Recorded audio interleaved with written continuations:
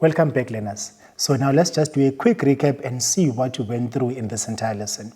Remember, we looked at the main idea being the effects of electric current, and within that, we looked at the heating effect of this electric current, and then we found out what this electric current is and how does it help us and where do we find it.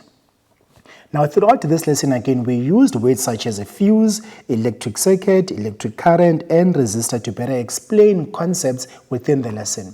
We know that a fuse is a safety device that consists of a strip of wire that melts and breaks an electric circuit if the current exceeds a safety level. Whereas an electric current, that's now a conducting pathway for electricity. Electric circuit is a conducting pathway for electricity, but an electric current, that's now the movement of electrons through the conducting wires. And then lastly, the resistor.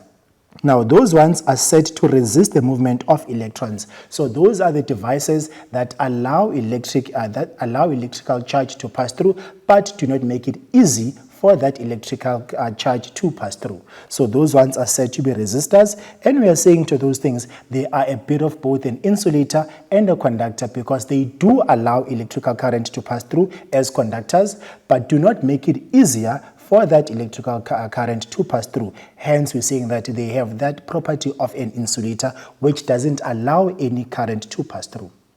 So what I need you to take away from this lesson is the following.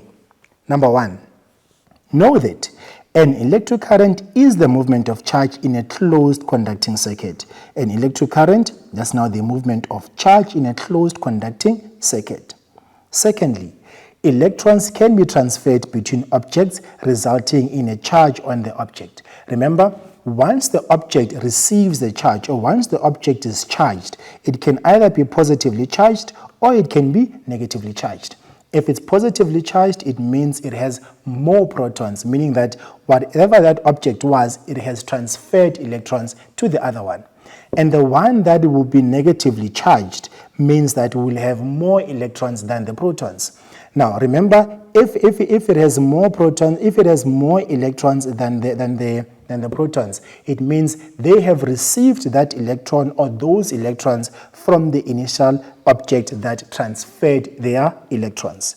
So remember, these objects, they can be positively charged or negatively charged, and they are referred to as ions. They are referred to as ions. We can have a negative ion and a positive ion. Thirdly, we should always remember that a circuit breaker is similar to a fuse.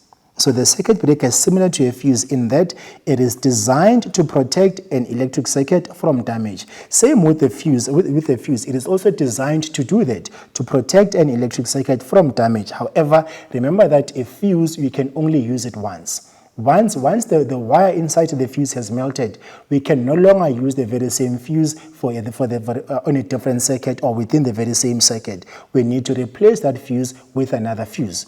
Whereas with with a circuit breaker, once it trips by stopping the short circuit, it's going to trip. If it trips, we can go to the circuit breaker and reset it and reuse the very same circuit breaker over and over again.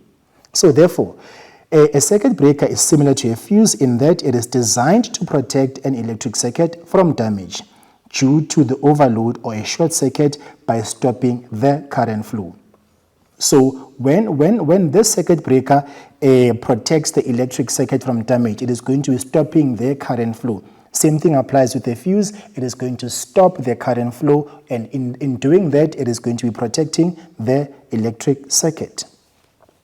Lastly, fuses contain a low resistance wire made of metal with a low melting point. Remember, this wire that you're talking about, it is the one that you're finding inside the fuse that is going to melt once the electric circuit overheats. If the electric circuit overheats, the wire inside that particular fuse is going to melt, and by it melting, it is going to be now stopping the current flow. If it melts, it stops the current flow, and there won't be any current flowing. Remember, no current flow, meaning that the circuit is now open. But then once the circuit is closed, there's going to be a current flow flowing in that particular circuit. So with all of these things that I want you to take away, The question that I have, the challenge that I have for you is the following. I want you to define what a magnet is. Tell me what a magnet is. And I will see you next time. Bye.